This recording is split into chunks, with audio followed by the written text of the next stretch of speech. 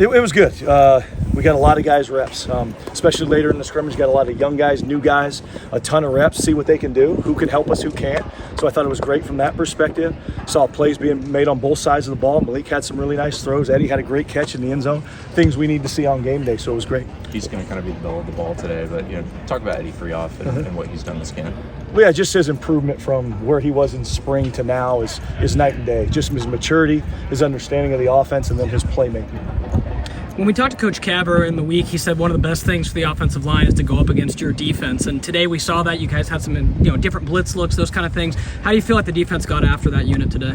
Yeah, I think we applied some pressure, especially when we needed to. Executed the movement pretty well for the most part.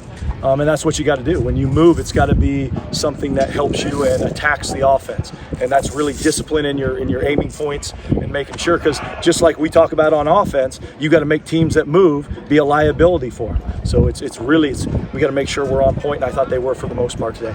Putting on your linebacker coach hat for a second, you lost both of your starting inside backers, Dexter and Rajon rolling out there. Where do you see them and their progress in camp, getting ready to go for week 1? I feel really good. I probably feel as good about this position as I did in probably 22, with the depth at that position and the talent at that position. Dexter's had an unbelievable camp. And then Ray's come in and done a great job, and then Aiden and Micaiah have played really well, and then Cord's done a lot of good things as well, and then so they're kind of battling for who's that next guy in, and that's why they got a ton of reps today where Dexter and Ray didn't get as many.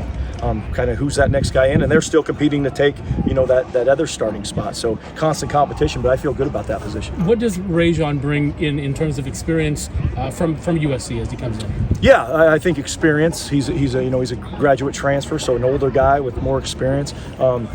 At SC with Coach Lynn, they're very similar kind of style to how we play. So the transition was pretty good, and he's done a nice job executing what we've asked him to do. Tucker with some PBUs there, obviously made some clean interception. What do you make of the DBs right now? What do you see out of them? Yeah, they're playing at a high level. I think Jalil's playing extremely well.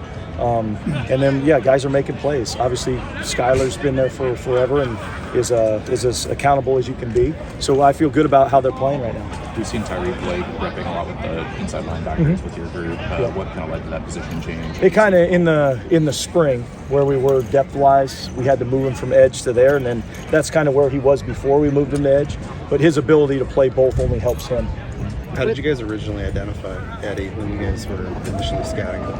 Yeah, it's big, tall, long athlete is where it started, right? He could play something for us. And then Coach Fentz just did a great job digging into who he was, his work ethic, his character, all those things, and that was kind of how it started. And TJ Crandall, obviously, any update you can provide there as far as his status? No, not that I could say, just, but he's down right now, and guys have to step up in his place. Similarly, we haven't seen him in New York at practice recently. Is he still with the program? He is. He's dealing with some stuff, and then we'll kind of see where it all ends up at the end. Off the field? I can't say.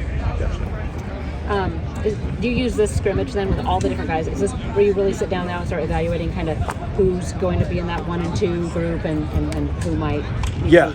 For sure. This was kind of the first audition to build their resume. They've had, 9 really good practices to this point, right? Live bullets today, tackling, getting guys on the ground, executing right, as we're moving the ball and when it counts. So this will be we'll reshuffle the depth chart for sure after this one. Then they got one more week, another audition next Saturday, and then we're on the couch. Any real big surprises other than maybe Eddie? Positive surprises. Well, yeah, there's been quite a bit of positive surprises. I think on the defensive side of the ball, Jalil, the way he's played, for sure. I think up front, Tavita's playing really well and moving really well, having lost the weight he needed to lose. Thomas Collins is playing really well. I think on the edges, Kai Wallen's playing extremely well. Nico's, again, back. We know he's solid. On the offensive side of the ball, freshman-wise, Corday Glass has done really good stuff. He's competing to play for us this year.